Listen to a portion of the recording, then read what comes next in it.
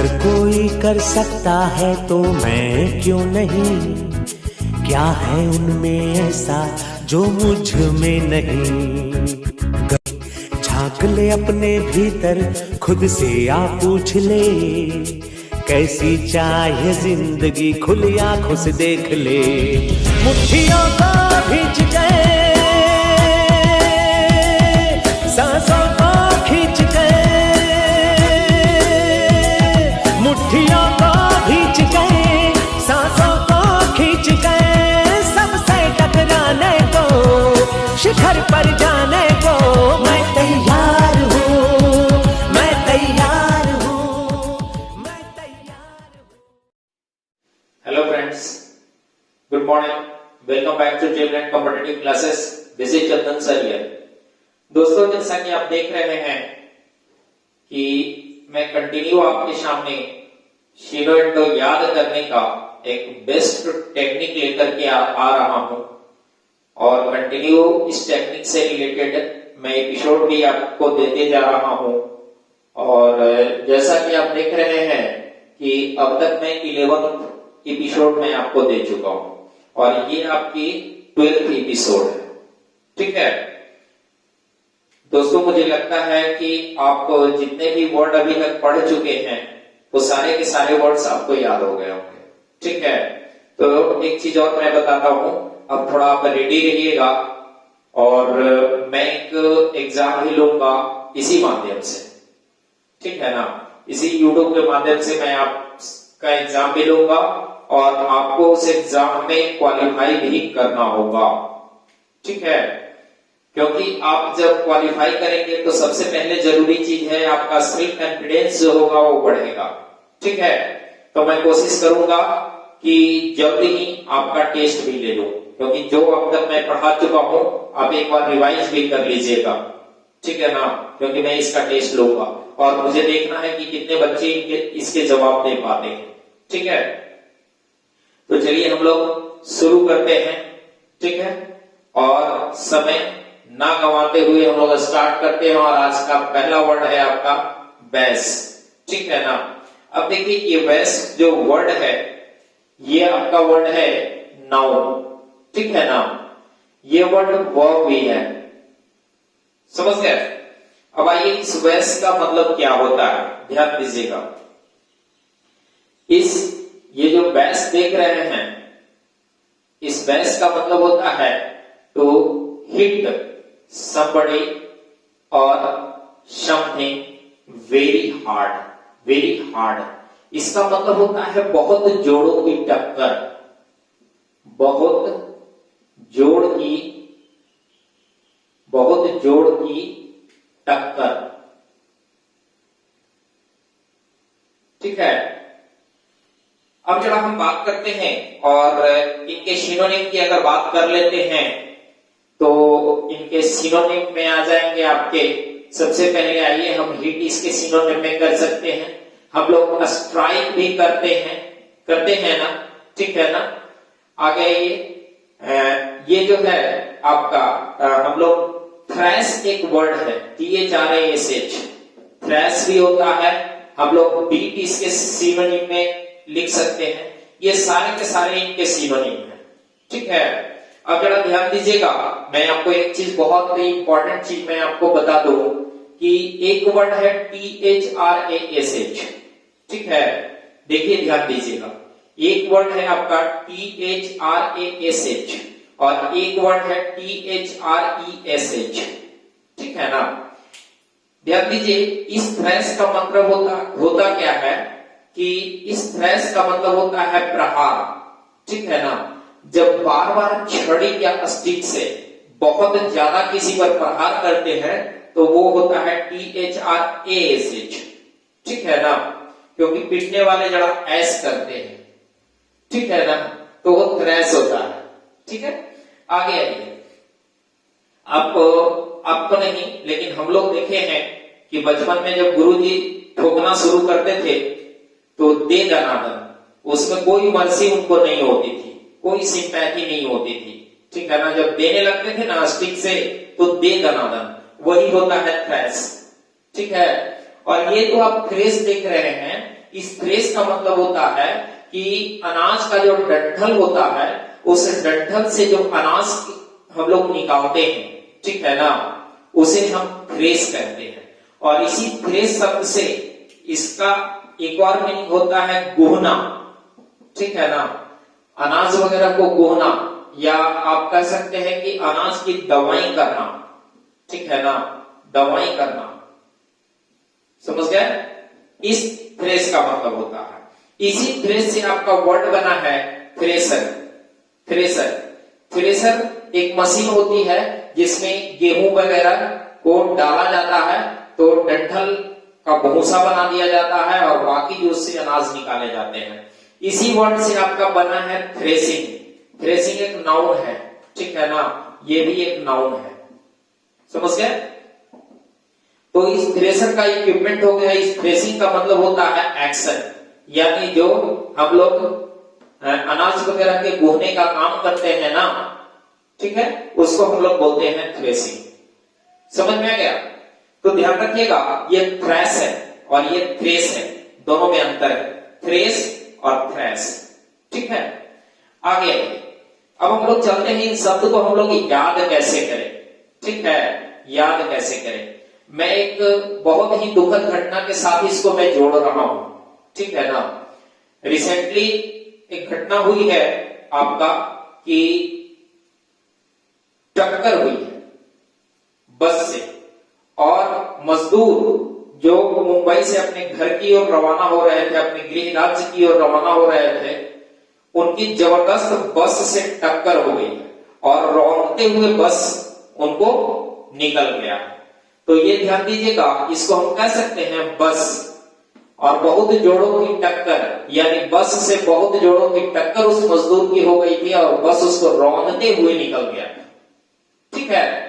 तो याद रखिएगा कि यही बैस है। बैस का मतलब होता है बहुत जोड़ की टक्कर, यानी बस से टक्कर लगती है तो बहुत जोड़ की ही लगती है। बैस बस से टक्कर लगती है, बहुत जोड़ की ही लगती है, ठीक है। क्लियर हो गया? क्लियर हो गया? चलिए अगला वर्ड हम लोग देखते हैं, और अगला वर्ड है बैसफुल, ठीक है। तो ये जो बैसफुल है, ये वर्ड एडजेक्टिव, क्या है ये? बैसफुल जो वर्ड आप देख रहे हैं, ये वर्ड आपके एडजेक्टिव है, ठीक है। ध्यान दीजिएगा, मैं आपको एक इसमें इंपॉर्टेंट चीज बता दूं कि वैसे शब्द जिनकी समाप्ति एवरी वेल से होती है, वो शब्द प्रायः एडजेक्टिव होते हैं। ध्यान दीजिएगा, जितने भी अफिक्सेस मैं आपको बता रहा हूं, सारे अफिक्सेस को एक जगह में लिख लीजिएगा अपने डायरी में, ठीक है, ताकि चीजों को एक बार पढ़ने में आसानी होगी आपको। तो एवरी वेल से समाप्त होने वाले जो वर्ड होते हैं उन्हें हम एडजेक्टिव कहते हैं। तो यहां बैसफुल एक एडजेक्टिव है। इस बैसफुल का मतलब क्या होता है, जरा ध्यान दीजिएगा। इस बैसफुल का मतलब होता है शाई और एम्बैरेस्ड, शाई और एम्बैरेस्ड। इसका मतलब होता है शर्मिला, ठीक है ना, शर्मिला। इस बैसफुल का मतलब होता है शर्मिला, ठीक है। अब जब हम लोग थोड़ा इसके सिनोनिम की बात कर लेते हैं, तो इसके सिनोनिम की अगर बात करते हैं, तो इसके सिनोनिम में आ जाएंगे आपका डिफिडेंट, ठीक है ना। इसके सिनोनिम में साई आ जाएंगे, इसके सिनोनिम में आपका क्वाई आ जाएंगे, इसके सिनोनिम में आपका डेम्योर आ जाएंगे, ठीक है। ध्यान दीजिएगा कि ये डेम्योर जो होता है, दो मैं बता दे रहा हूं, डिफिडेंट जो होते हैं इसमें होते हैं कि बहुत ज्यादा शर्मिला कब, जब सेल्फ कॉन्फिडेंस नहीं होता है तो लोग चुप हो जाते हैं, शर्माते हैं कोई चीज बोलने में। जैसे सपोज आप क्लास में हैं, ठीक है, क्लास में अगर सर आपसे कुछ पूछते हैं, तो अगर आपको नहीं आती है तो निश्चित रूप से आपका सेल्फ कॉन्फिडेंस जो है वो मतलब बैलेंस नहीं रहेगा। तो जब सेल्फ कॉन्फिडेंस बैलेंस नहीं रहेगा तो आप शर्माने लगेंगे कोई चीज को बोलने में। सपोज आपको इंग्लिश नहीं आती है, ठीक है, और किसी के सामने अगर कोई इंग्लिश 2 लाइन बोलता है तो आप बोलने में शर्मा जाते हैं, वही है डिफिडेंट, ठीक है। और यहां पर भी देख लीजिए, मैं आपको बताया था कि ईएनटी से समाप्त होने वाले जो भी वर्ड होंगे वो एडजेक्टिव होंगे। आगे ये साई मतलब होता है शर्मिला, क्वाइट का मतलब होता है शर्मिला। अब ये जो डेम्योर शब्द है, ये स्पेशली वुमन के लिए या उनके बिहेवियर के लिए यूज करते हैं। स्पेशली वुमन के लिए या उनके बिहेवियर के लिए यूज करते हैं जब वो शर्मीली होती है। ठीक है, चलिए आगे आइए। अब इनको याद कैसे करें, बड़ा ही रोमांटिक वे में मैं इसको आपको याद करवा दे रहा हूं। समझ गए ना? सपोज मान लो कोई कपल बस में जा रहे हैं, ठीक है, कुछ शरारत वो लोग करते हैं बस में ही। तो कपल में से एक बोलती क्या है कि देखिए क्या है ये बस, और ये क्या है फुल, यानी बस भरी हुई है, तुम्हें शर्म नहीं आ रहा है इस तरह हरकत करने में? बस फुल, बैस फुल, यानी बस भरी हुई है, शर्म नहीं आ रहा है तुम्हें इस तरह हरकत करने में? बैस फुल, बस फुल, बस भरी हुई है, शर्म नहीं आ रही है तुम्हें हरकत इस तरह करने में? ठीक है, तो याद हो जाएगा बैसफुल मीन्स शर्मिला, शर्म करो। ठीक है, चलिए इसका स्क्रीनशॉट लीजिए, फिर हम लोग आगे की ओर बढ़ते हैं। चलिए अगले वर्ड की ओर हम लोग चलते हैं, और ये जो अगला वर्ड है ये वर्ड है आपका ग्रुशम। ये जो है आपका एडजेक्टिव है। ठीक है, अब आइए इस वर्ड की अगर बात करते हैं ग्रुशम का, तो ग्रुशम का मतलब होता क्या है, समझ गए? ये ध्यान रखिएगा कि यूज्ड अबाउट डेथ और इंजरी, यूज्ड अबाउट डेथ और इंजरी, इसका मतलब होता है वेरी अनप्लीजेंट, वेरी अनप्लीजेंट और हॉरिबल, हॉरिबल यानी बहुत ही डरावना इसको कहते हैं।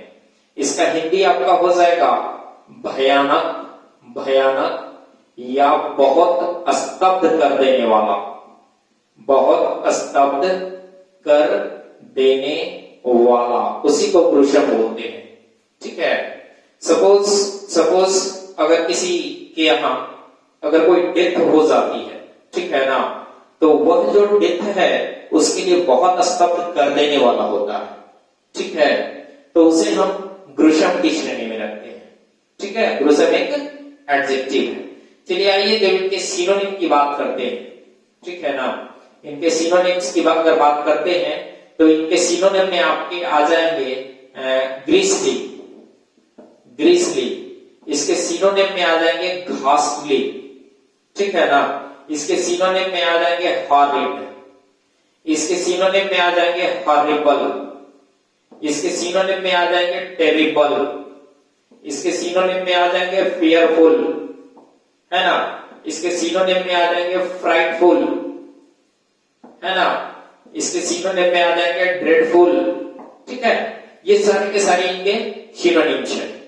ठीक है, आइए अब इस वर्ड को हम लोग याद कैसे करेंगे। सबसे पहले हम लोग चीजें को याद करना सीखेंगे। क्या है ग्रुशम, क्या है ग्रुशम, ग्रुशम, ग्रुशम का मतलब क्या हो गया? बहुत स्तब्ध कर देने वाला, बहुत ज्यादा हॉरिबल, भयानक, है ना। ठीक है, बिल्कुल से रिलेटेड है ग्रुशम। क्या है ग्रुशम, शम मीन्स होता है कुछ, और ग्रो मीन्स इसको कह सकते हैं कि ग्रह। ठीक है ना, थोड़ा सा इसको हम लोग हल्का सा इसके प्रोनाउंसिएशन को चेंज कर रहे हैं, तो इसको हम लोग ग्रह बोलेंगे, और सम यानी ग्रह सम, कुछ ग्रह था जो इस तरह की घटना हुई। समझे? जैसे कभी कभी कुछ घटना होती है तो खास करके बाबा, पंडित जी या कहा जाए पुरोहित लोग जो बोलते हैं कि कुछ ग्रह था, ठीक है ना, जो घट गई, ये होना था क्योंकि ग्रह थी, कुछ ग्रह था उस पर जिसकी वजह से इस तरह हुआ। ग्रह सम, ग्रुसम, ग्रुसम, कुछ ग्रह थी, ठीक है ना, इस पर जो इस तरह की घटना घटी, यानी स्तब्ध कर देने वाला हुआ क्योंकि कुछ ग्रह था इसमें। ठीक है, चलिए अगले वर्ड की ओर हम लोग चलते हैं, और अगला वर्ड है इंटिमिडेट। ठीक है ना, ये जो वर्ड है इंटिमिडेट, ये वर्ब है, समझ गए? अब ये इंटिमिडेट का मतलब क्या होता है, जरा ध्यान दीजिएगा। इंटिमिडेट का मतलब होता है to frighten somebody especially especially in order to make them do something। ठीक है, इसका मतलब होता है डराना। इसका मतलब क्या होता है? डराना या धमकाना। डराना या धमकाना।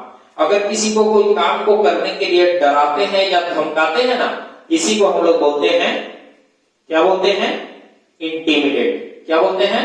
इंटिमिडेट। अब इनके सिनोनिम की अगर बात करते हैं, ठीक है ना, सिनोनिम की अगर बात करते हैं तो इनके सिनोनिम में आ जाएंगे फ्राइटेन, इसके सिनोनिम में आ जाएंगे थ्रेटेन, है ना, इसके सिनोनिम में आ जाएंगे स्केयर। ठीक है, ये सारे के सारे इनके सिनोनिम हैं। ठीक है, अलार्म बेस का होता है, टेरिफाई होता है, अलार्म। ठीक है, टेरिफाई, टेरिफाई, समझ गए? ये सब सारे इनके सिनोनिम है। आइए अब इसको हम लोग याद कैसे करें, ठीक है ना।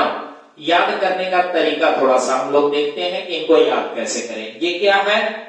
इंटिमिडेट। ठीक है, ध्यान दीजिएगा, जिस शब्द की समाप्ति ATE से हो वह शब्द प्राय भव होते हैं। ठीक है ना, जिस शब्द की समाप्ति ATE से हो वह प्राय भव होते हैं। अब देखिए ATE से समाप्त हो रहा है, इसे हम मान लेंगे कि भव है ना।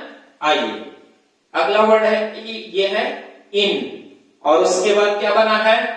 टिमिड, टिमिड, और उसके बाद क्या है? ATE। तो ATE का मतलब तो हम समझ गए कि ये वर्ब है। बाकी ये टिमिड का मतलब होता है डरपोक, होता है ना। टिमिड मीन्स डरपोक, और इन मतलब में, ठीक है ना, यानी किसी में डर पैदा करना। इन मतलब में, टिमिड मीन्स डर या डरपोक। ठीक है, तो किसी में डर पैदा कर देना, में, किसी में, टिमिड डर पैदा करना, ATE वर्ब है ना। तो किसी में डर पैदा करना, इसी को हम लोग क्या बोलते हैं? इंटिमिडेट। इंटिमिडेट, इन मीन्स में, टिमिड मीन्स डर, डरपोक, यानी किसी में डर पैदा कर देना, उसी को इंटिमिडेट बोलते हैं। क्लियर हो गया? क्लियर हो गया? समझ में आया? चलिए इसका स्क्रीनशॉट लीजिए, फिर हम लोग आगे बढ़ते हैं। आगे हम लोग पढ़ते हैं, और अगला वर्ड है आपका बैफल। ठीक है, ये जो बैफल है ये वर्ब है ना। बैफल, बैफल का मतलब होता क्या है? ठीक है, बैफल मीन्स होता है to confuse somebody, to confuse somebody, या एक और होता है to be impossible, impossible to understand, to understand, to be impossible to be impossible to understand, यानी इसका मतलब होता है उलझन में डाल देना, उलझन में डाल देना, डाल देना, या इसको हम लोग बोलते हैं चकरा देना। ठीक है, अब जरा इनके सिनोनिम की अगर बात करते हैं, ठीक है ना, समझे, तो इसको हम लोग बोलते हैं परप्लेक्स्ड। ठीक है ना, परप्लेक्स का मतलब भी चकराना होता है। हम लोग इसको बोल सकते हैं कंफ्यूज का मतलब होता है चकरा देना। ठीक है, उसके बाद अगर आइए तो एक वर्ड है आपका बीम्यूज, इसका मतलब भी होता है किसी को चकरा देना या उलझन में डाल देना। ठीक है, इनके कुछ और वर्ड है मिस्टिफाई, मिस्टिफाई, ठीक है ना। इसके सिनोनिम में एक और आते हैं बेविल्डर, बेविल्डर। ठीक है, तो ये सब इनके सिनोनिम की बात हो गई। अब हम लोग चलते हैं इन शब्दों को याद कैसे करेंगे, ध्यान दीजिएगा, बहुत इंपॉर्टेंट वर्ड है, और इन चीजों को देखिएगा कि इन्हें हम याद कैसे करेंगे। ये क्या है? सबसे पहले आइएगा बैफल, है ना। क्या है? बैफल। आप एक वर्ड पढ़े हैं बफेलो, है ना। आप कहीं जा रहे हैं, रास्ते से। और अगर बफेलो चारों तरफ से अगर आपका को घेर ले तो आप कंफ्यूज हो जाइएगा ना, आपको चकरा देगा ना, आपको लगेगा मैं अब किधर भागूं, ठीक है ना। और खास करके वैसे बफेलो हो जो प्रायः अपना सींग लगा दे तो और समस्या हो जाएगी, ठीक है। तो बफेलो अगर चारों तरफ से घेर ले तो आप चकरा जाएंगे कि मैं किधर जाऊं, पता नहीं चलेगा, ठीक है। तो वही है बफेलो, चकरा देना। बफेलो जब चारों तरफ से घेरेगा चकरा देगा, ठीक है। अब आइए इससे कुछ रिलेटेड वर्ड है, जरा इनकी भी बात हम लोग कर लेते हैं, ठीक है। इससे रिलेटेड वर्ड में आपका एक आता है बैफल्ड, ठीक है ना। बैफल्ड जो है आपका एडजेक्टिव है, इसका मतलब होता है चकराया हुआ, चकराया हुआ। इसी से वर्ड आपका एक बना है बैफलिंग, ठीक है ना। ये भी आपका एडजेक्टिव भी है और ये आपका नाउन भी है, और ये नाउन तब आएगा जब ये जिरंड का काम करेगा, और जब ये पार्टिसिपल का काम करेगा, प्रेजेंट पार्टिसिपल का, तो एडजेक्टिव होगा, और जब जिरंड का काम करेगा तो ये नाउन होंगे, ठीक है, ठीक है। और इस बैफलिंग का मतलब भी होता है चकराते हुए या चकराया हुआ, ठीक है। समझ गए? आगे बढ़ते हैं। अगला वर्ड है आपका कमिजरेट, ठीक है।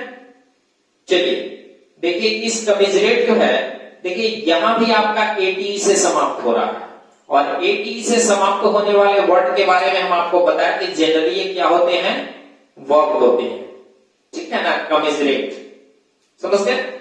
तो इस कमिजरेट का मीनिंग होता है कि to feel sorry for somebody who is in difficulty, ठीक है। इसका मतलब होता है सहानुभूति प्रकट करना, सहानुभूति प्रकट करना। इसका मतलब कमिजरेट मीन्स, ध्यान दीजिएगा जो भी वर्ड आप पढ़ते हैं उसको बार बार बोलिएगा। बार बार बोलने से क्या होगा कि वह शब्द जो है आपके लफ्ज पे आ जाएंगे, ठीक है ना। तो जो भी चीज आप पढ़ते हैं उसको बार बार बोलने की कोशिश कीजिएगा। कमिजरेट, कमिजरेट मीन्स क्या होता है, to feel sorry for somebody who is in difficulty, किसी भी व्यक्ति के लिए सहानुभूति प्रकट करना जो मुश्किल परिस्थिति में है, ठीक है ना। जैसे अभी खास करके ये जो कोविड-19 इफेक्टेड बहुत सारे ऐसे पर्सन हैं जो काफी मुश्किल में, काफी दिक्कतों का सामना करना पड़ रहा है उनको, ठीक है ना। और ऐसी परिस्थिति में मैं भी मानता हूं, और माननीय प्रधानमंत्री मोदी जी भी कह चुके हैं कि अगर आपके आसपास अगर कोई भूखा हो, आप में सामर्थ्य हो, तो उसे भोजन करा दीजिए, ठीक है।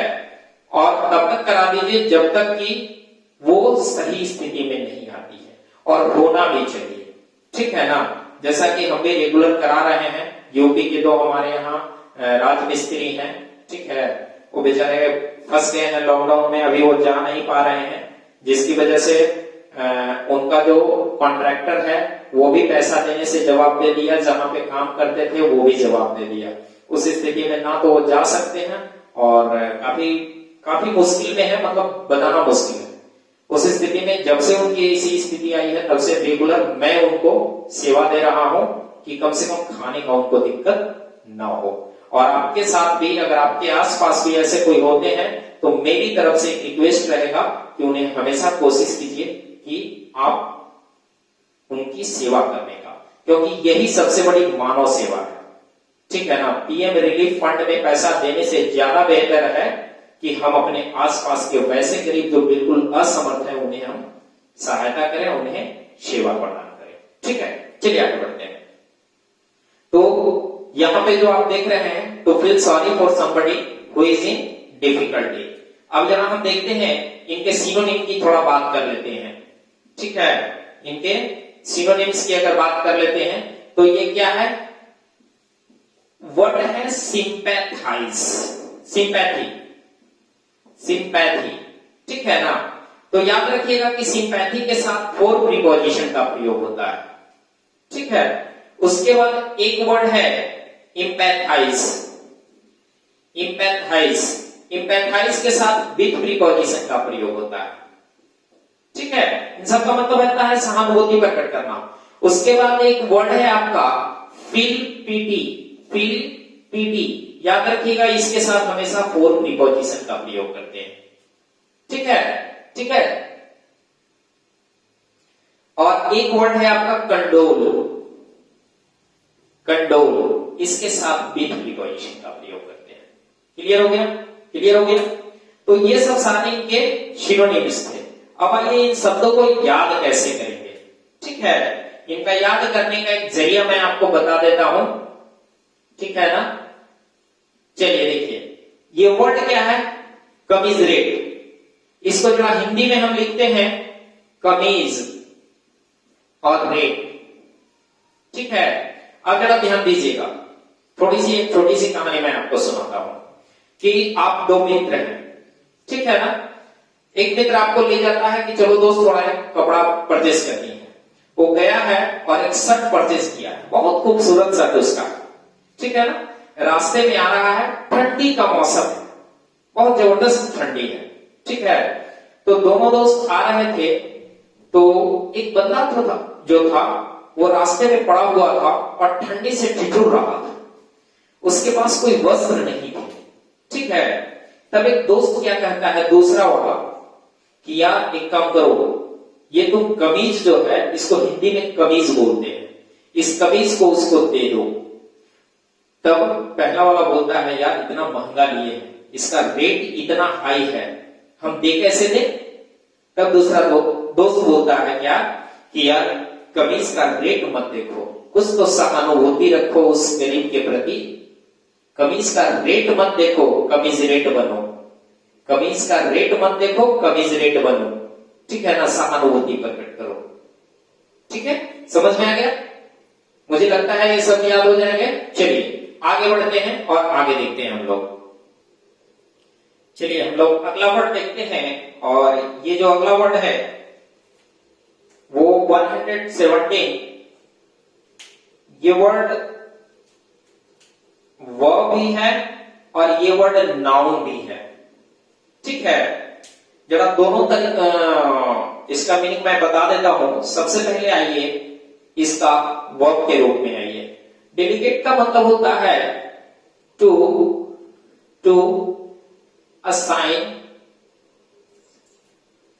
assign somebody with a lower position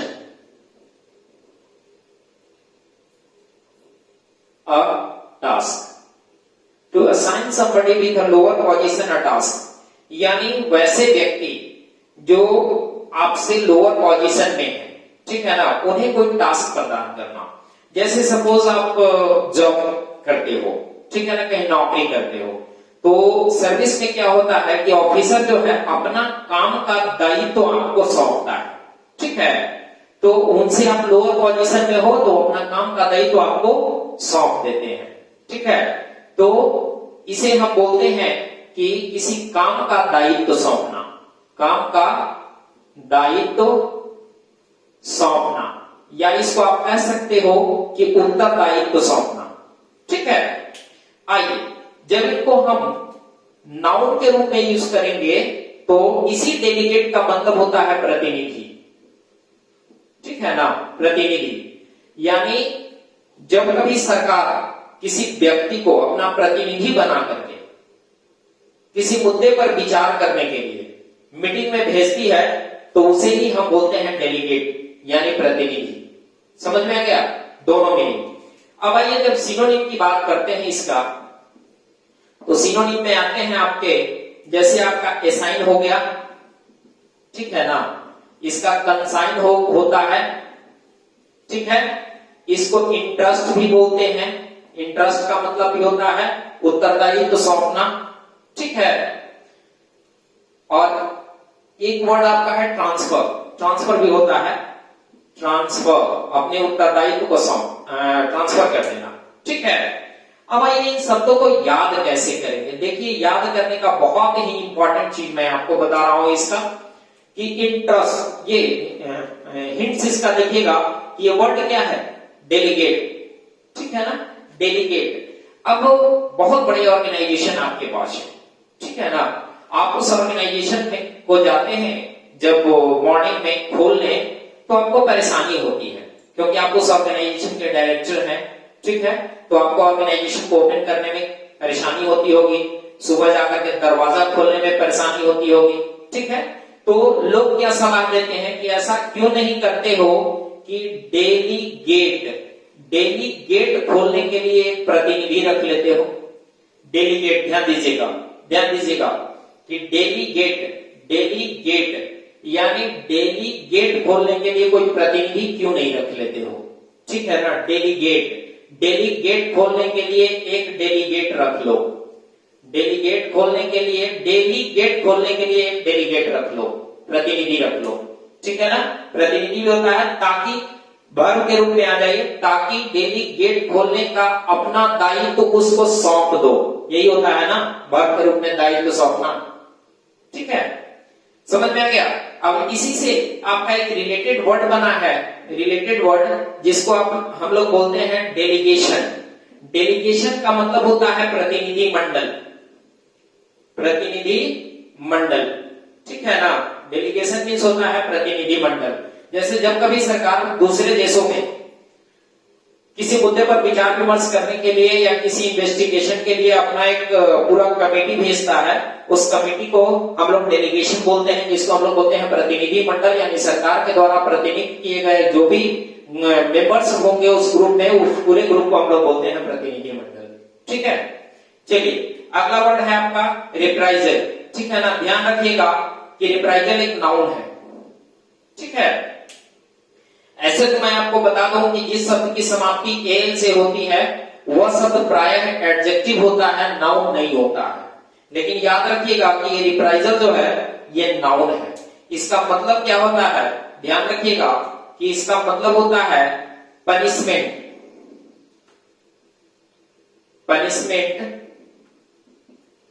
given by military forces, ठीक है ना। यानी इसको बोलते हैं सजा या दंड, ठीक है ना। यानी वैसी सजा, वैसा पनिशमेंट जो मिलिट्री फोर्सेस के द्वारा दिया जाता है, ठीक है ना, उस सजा को हम लोग क्या बोलते हैं, रिप्राइजल बोलते हैं, ठीक है। अगर इसके सिनोनिम्स की अगर बात करते हैं, ठीक है, तो इसके सिनोनिम में आपका आ जाएंगे, एक तो पनिशमेंट हो जाएगा इसके सिनोनिम में, ठीक है। सेकंड है आपका काउंटर अटैक। नेक्स्ट है आपका काउंटर स्ट्रोक, ठीक है ना। उसके बाद है रिटेलिएशन। और ध्यान दीजिएगा ये सारे के सारे वर्ड जो आप देख रहे हैं ना, ये सभी वर्ड आपका खास करके युद्ध से रिलेटेड ये वर्ड है, ठीक है। देखिए रिटेलिएशन का मतलब होता है प्रतिशोध में की गई कार्रवाई जो होती है ना, जैसे कोई आतंकवादी गोला बारूद चला देता है, तो प्रतिशोध में सेना जो गोला बारूद चलाती है, कई आतंकवादियों को मार देती है, पकड़ लेती है, उसको सजा देती है, इसी को रिटेलिएशन बोलते हैं। और इसी से काउंटर अटैक जो है इसी से रिलेटेड वर्ड है, और काउंटर स्ट्रोक भी इसी से रिलेटेड वर्ड है, ठीक है। अब आइए इन शब्दों को हम लोग याद करें, कैसे करेंगे। ये क्या है, ध्यान दीजिएगा, ठीक है ना। ये है आपका रिप्राइजल, ठीक है ना। ये जो बना है ध्यान दीजिएगा, पहला री और दूसरा प्रिजल, यही है ना, प्रिजल। अब ध्यान दीजिएगा कि री का मतलब होता है पुनः या दोबारा। अब ये प्रिजल का मतलब क्या, प्रिजल की जगह पे हम इसको थोड़ा सा प्रोनाउंसिएशन चेंज करके लिख देते हैं प्रिजन। प्रिजन मतलब क्या होता है, जेल। रिप्रिजन, ठीक है ना, प्रिजन मीन्स जेल। ध्यान दीजिएगा कि पुनः जेल मिलेगी, पुनः प्रिजन जेल, ठीक है ना। पुनः आपको जेल मिलेगी क्योंकि आप गलत किए हैं, आपको सजा मिलेगी मिलिट्री फोर्सेस के द्वारा।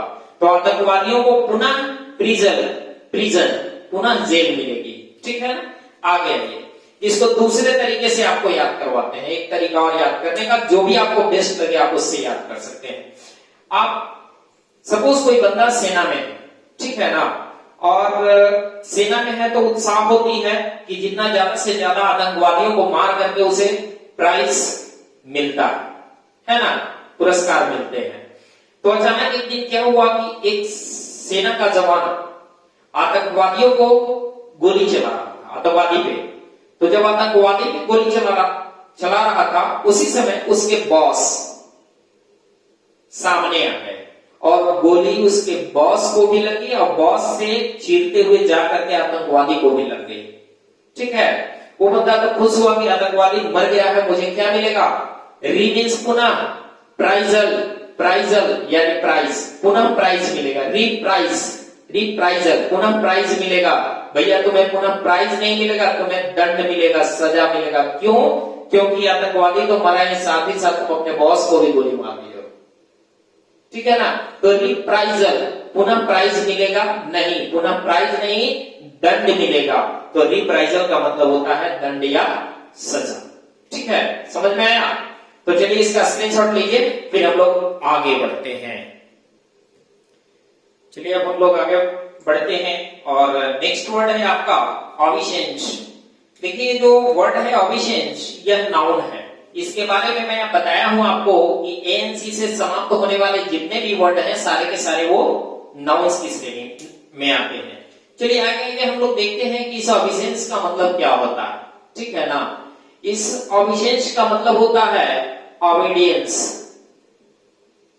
ऑबीडियंस और रिस्पेक्ट, जिसको हम लोग कहते हैं सम्मान या अभिवादन, सम्मान या अभिवादन। ठीक है, सम्मान या अभिवादन इसको बोलते हैं। चलिए जरा आप इसके सिनोनिम की अगर बात कर लेते हैं, सिनोनिम की, तो इसका सिनोनिम क्या होता है।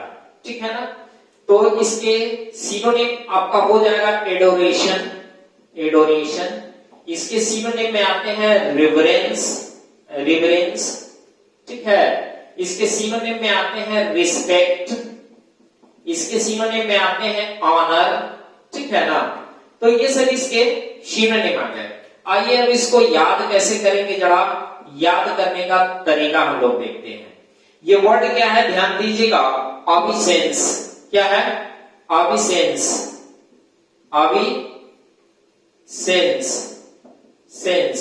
अब जरा ध्यान दीजिएगा कि आपके आसपास तो कोई व्यक्ति वैसा कोई कार्य करता है, ठीक है ना, जिससे उसको मान सम्मान नहीं मिलेगा, तो आप क्या कहते हो चलते चलते कि देखो बेवकूफ किस तरह का काम कर रहा है, इसको सम्मान मिलेगा, रिस्पेक्ट मिलेगा इस तरह के काम का।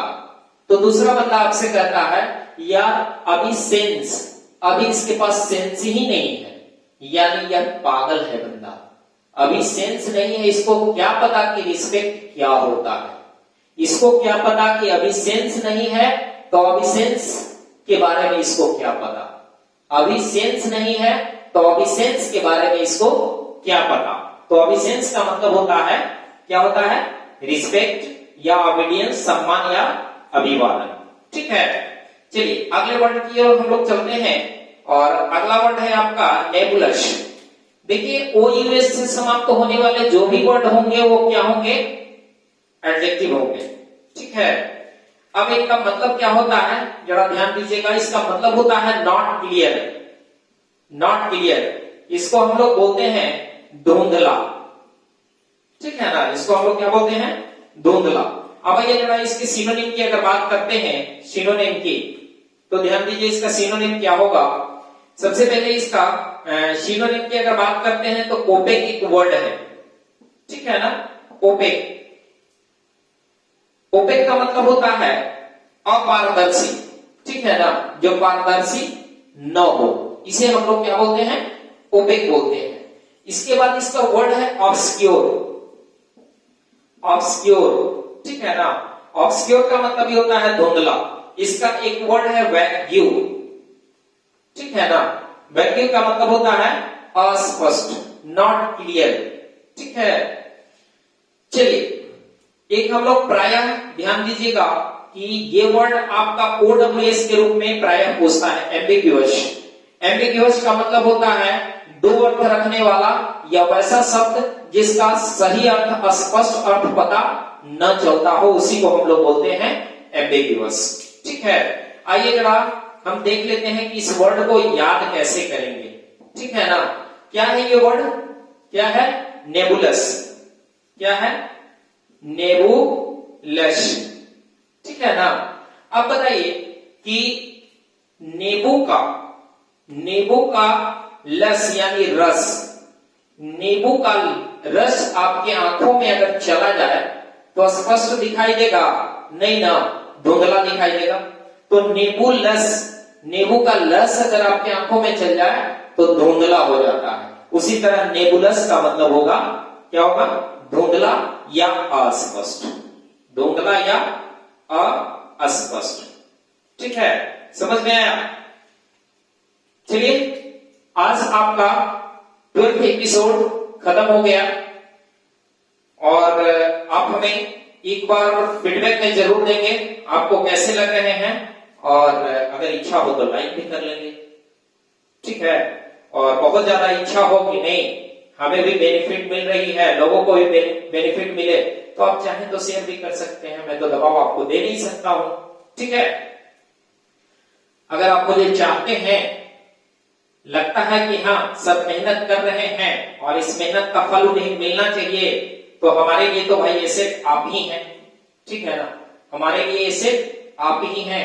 आप ही चाहे तो हमें सुपरस्टार बना सकते हैं। ठीक है, इसलिए यू आर माई एसेट्स। ठीक है, तो अगर आपको लग रहा होगा कि हम मेहनत बहुत अच्छा कर रहे हैं आपके लिए, तो आप मेरी चीजों को शेयर कर सकते हैं ताकि ज्यादा से ज्यादा लोग देख सके, जिससे हमारे भी इंकरेजमेंट हो। ठीक है ना, हम भी कोशिश करें कि ज्यादा से ज्यादा कंटेंट आपके सामने लाएं, बेस्ट कंटेंट आपके सामने लाएं, तरीका आपके सामने अच्छा हो पढ़ाने का। ठीक है, तो मुझे लग रहा होगा कि यह शब्द बहुत अच्छा है। हम आगे भी आपको शब्द बताते रहेंगे। तब तक देखते रहिए dreamland competitive classes YouTube channel. Thank you very much, best of luck.